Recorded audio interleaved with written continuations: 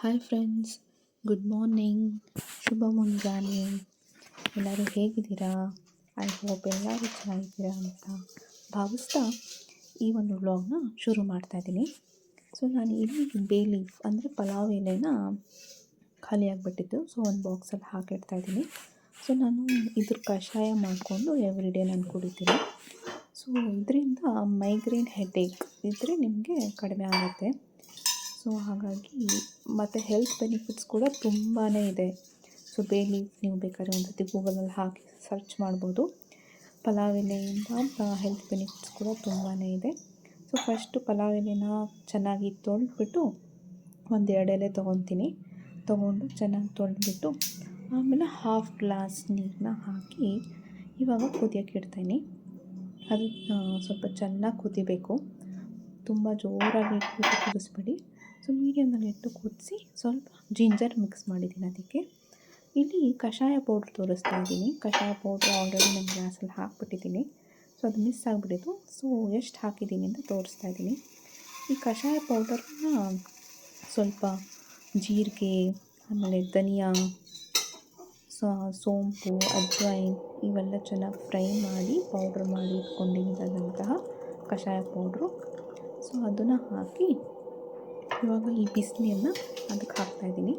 So ಇನ್ನೊಂದು ಸ್ವಲ್ಪ normal temperature ನೀರನ್ನ ನಾನು ಮಿಕ್ಸ್ ಮಾಡಿದ್ದೀನಿ, ಯಾಕಂದರೆ ತಣ್ಣಗಾಗಬೇಕಲ್ಲ. ಅದಾದಮೇಲೆ ಲೆಮನ್ನ ನಾನು ಇಲ್ಲಿ ಸ್ಕ್ವೀಸ್ ಮಾಡಿದ್ದೀನಿ. ಲೆಮನ್ ಜ್ಯೂಸನ್ನ ಸ್ವಲ್ಪ ಆ್ಯಡ್ ಮಾಡ್ಕೋಬೇಕು. ಸೊ ಇದು ಮಾಡಿಕೊಂಡು ಡೈಲಿ ನೀವು ಕುಡಿತಾ ಬಂದರೆ ನಿಮಗೆ ಕ್ರಮೇಣ ಮೈಗ್ರೇನ್ ಹೆಡ್ಏಕ್ ಇದ್ದರೆ ಕಡಿಮೆ ಆಗ್ತಾ ಬರುತ್ತೆ. ಬೇರೆ ಹೆಲ್ತ್ ಬೆನಿಫಿಟ್ಸ್ ಕೂಡ ತುಂಬಾ ಇದೆ. ಸೊ ಇಲ್ಲಾಂದ್ರೂ ಈ ಕಷಾಯ ಪೌಡ್ರನ್ನ ಕೂಡ ನೀವು ಮಿಕ್ಸ್ ಮಾಡ್ಕೊಂಡು ಕುಡಿಬೋದು.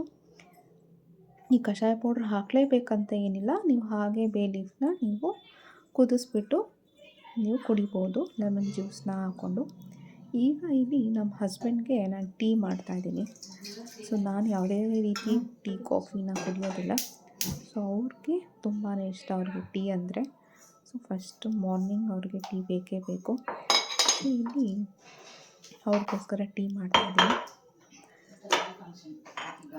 ಸೊ ನಿಮಗೆಲ್ಲ ಗೊತ್ತಿರುತ್ತೆ ಹೇಗೆ ಮಾಡೋದು ಅಂತ. ಸೊ ಸಿಂಪಲ್ಲಾಗಿ ಬೆಳಗ್ಗೆ ರೊಟೀನ್ನ ನಾನು ಶೇರ್ ಮಾಡ್ತಾಯಿದ್ದೀನಿ. ಸೊ ನೀವು ಬೆಳಗ್ಗೆ ಎದ್ದ ತಕ್ಷಣ ಬಿಸಿನೀರು ಅಥವಾ ಏನಾದರೂ ಕಷಾಯ ಕುಡಿದ್ರೆ ತುಂಬಾ ಒಳ್ಳೆಯದು. ನಾನು ಆ ಕಷಾಯ ಆದಮೇಲೆ ಯಾವುದೋ ಒಂದು ಹೆಲ್ತಿ ಜ್ಯೂಸ್ ಕೂಡ ನಾನು ಕುಡಿತೀನಿ. ಇವತ್ತು ಅದನ್ನು ನಾನು ಶೂಟ್ ಮಾಡಿಲ್ಲ.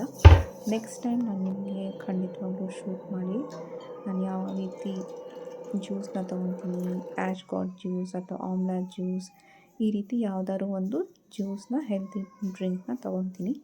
ಸೊ ಬಿಸಿನೀರು ಆದಮೇಲೆ ಕಂಪಲ್ಸರಿ ಒಂದು ಬಿಸಿನೀರು ಮತ್ತು ಒಂದು ಜ್ಯೂಸನ್ನ ನಾನು ತೊಗೊತೀನಿ. ಅದಾದಮೇಲೆ ನಮ್ಮ ನಾರ್ಮಲ್ ರೊಟೀನ್ ಏನಿರುತ್ತೆ ಅದು ಶುರು ಆಗುತ್ತಲ್ಲ. ಸೊ ಬಾಗಿಲಿಗೆ ನೀರು ಹಾಕೋದು, ರಂಗೋಲಿ ಬಿಡೋದು ಎಲ್ಲ, ಈ ಒಂದು ಕೆಲಸ ಅಂತೂ ನಂಗೆ ತುಂಬಾ ಇಷ್ಟ ಆಗುತ್ತೆ. ಸೊ ರಂಗೋಲಿ ಬಿಡೋದು ಅಂಥದ್ದು. ಸೊ ಯಾರಿಗೆಲ್ಲ ನಿಮ್ಗೆ ಇಷ್ಟ ಆಗುತ್ತೆ ಈ ರೀತಿ ಮನೆ ಮುಂದೆ ಡೈಲಿ ರಂಗೋಲಿ ಬಿಡೋದಕ್ಕೆ ಅಂತ ನೀವು ಹೇಳಿ. ಸೊ ಇಲ್ಲಿ ಡೈಲಿ ಒಂದೊಂದು ದಿನ ಒಂದೊಂದು ಡಿಫ್ರೆಂಟ್ ಆದ ರಂಗೋಲಿ ಬಿಡೋದಕ್ಕೆ ತುಂಬಾ ಖುಷಿಯಾಗುತ್ತೆ. ಸೊ ಗುಡಿಸ್ತಾ ಇರಬೇಕಾದ್ರೆ ನಾನು ಯೋಚನೆ ಮಾಡ್ತಾಯಿರ್ತೀನಿ, ಇವತ್ತು ಯಾವ ರಂಗೋಲಿ ಬಿಡಲಿ, ಯಾವ ಡಿಸೈನ್ ಹಾಕಲಿ ಅಂತ. ಕೆಲವೊಂದು ಹೊಸ ಡಿಸೈನ್ನ ಬಿಡೋದಕ್ಕೆ ನಾನು ಇಷ್ಟಪಡ್ತೀನಿ. ಸೊ ಯಾವುದಾದ್ರು ಇದ್ದರೆ ಚೆನ್ನಾಗಿರೋದು ಫಸ್ಟೇ ನೋಡಿಕೊಂಡು ಅದನ್ನು ಹೊಸದಾಗಿ ಬಿಡೋದು. ಇಲ್ಲ ನಾನು ಕೆಲವೊಂದು ರಂಗೋಲಿ ಈ ಡೇ ಈ ರಂಗೋಲಿನ ಹಾಕಬೇಕು ಅಂತ ಇಟ್ಕೊಂಡ್ಬಿಟ್ಟಿರ್ತೀನಿ ತಲೆಯಲ್ಲಿ. ಅದು ಬಿಟ್ಟು ಯಾವುದೋ ಒಂದು ಸ್ಪೆಷಲ್ ರಂಗೋಲಿನ ಕಲ್ತಿದ್ರೆ ಆ ಸ್ಪೆಷಲ್ ರಂಗೋಲಿನ ಬಿಡೋದಕ್ಕೂ ಕೂಡ ಇಷ್ಟಪಡ್ತೀನಿ.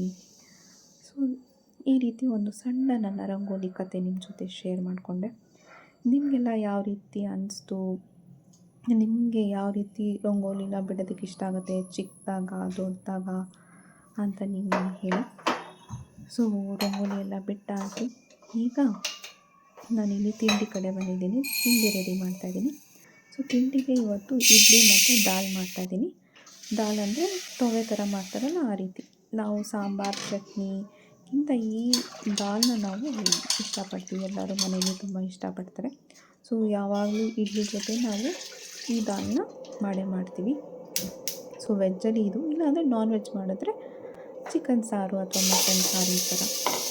ಸೊ ಇಲ್ಲಿ ನಾನೇನು ಮಾಡ್ತಾಯಿದ್ದೀನಿ ಅಂದರೆ ಹೆಸರುಬೇಳೆನ ತೊಳ್ಕೊಂಡು ಸ್ವಲ್ಪ ಕುದಿಯೋಕ್ಕೆ ಅಂತ ಇಟ್ಟಿದ್ದೀನಿ. ಆಮೇಲೆ ಈರುಳ್ಳಿ ಹಾಕ್ಕೊಂಡಿದ್ದೀನಿ. ಈರುಳ್ಳಿ ಹಾಕ್ಕೊಂಡು ಇವಾಗ ಅರ್ಶಿನದ ಪುಡಿ ಹಾಕ್ತಾಯಿದ್ದೀನಿ. ಅರ್ಶಿನದ ಪುಡಿ ಆದಮೇಲೆ ಇವಾಗ ಖಾರದ ಪುಡಿ ಹಾಕ್ತೀನಿ. ಖಾರದ ಪುಡಿ ಸ್ವಲ್ಪ ಅಲ್ಲಿ ಹೆಸರುಬೇಳೆ ಸ್ವಲ್ಪ ಬಿಸಿ ಆಗೋಕ್ಕೆ ಇಟ್ಟಿದ್ದೀನಿ, ಅದು ಬಿಸಿ ಆಗಲಿ. ಇಲ್ಲಿ ಧನಿಯಾ ಪೌಡ್ರನ್ನ ಹಾಕಿದ್ದೀನಿ. ಚೆನ್ನಾಗಿ ಮಿಕ್ಸ್ ಮಾಡಿಕೊಂಡು ಇವಾಗ ಒಂದು ಮಸಾಲೆ ಮಾಡ್ಕೊಂಡಿದ್ದೀನಿ.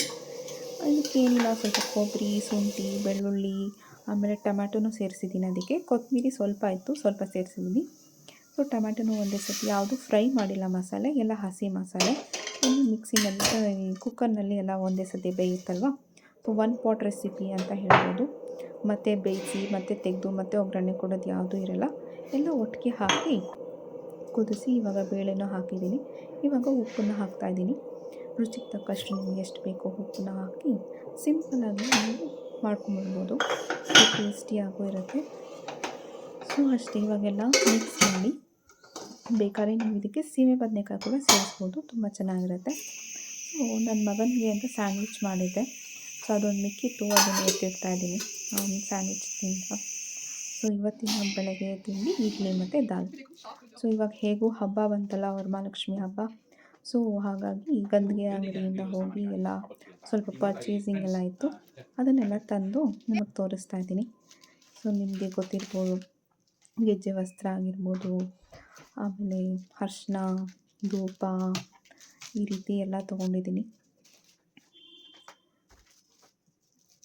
ದೀಪ, ಆಮೇಲೆ ಮಣೆ, ಚಿಕ್ಕ ಚಿಕ್ಕ ಮಣೆ ಆಗಿರ್ಬೋದು, ಆಮೇಲೆ ದೇವರಿಗೆ ಇಡೋಕ್ಕೆ ಬೆಲ್ಲ, ಕೊಬ್ಬರಿ, ಈ ಥರ ಸಾಮಾನೆಲ್ಲ ತೊಗೊಂಡಿದ್ದೀನಿ.